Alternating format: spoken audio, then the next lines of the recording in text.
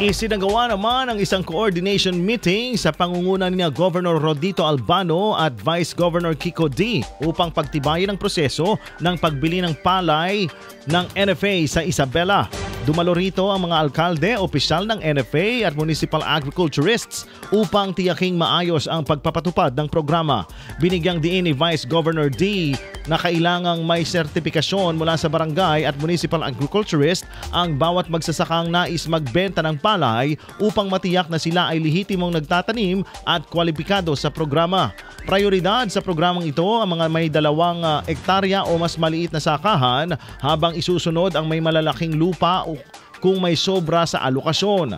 Ayon kay NFA Isabela Branch Manager Maria Luisa Lulukisan, target ng probinsya na makabili ng 65,000 hanggang 100,000 metric tons ng palay depende sa dami ng ani. Dagdag pa niya, mananatiling katuwang ang mga kooperatiba, ngunit kailangang sumunod ang kanilang mga miyembro sa sertifikasyon para masiguro ang patas na sistema.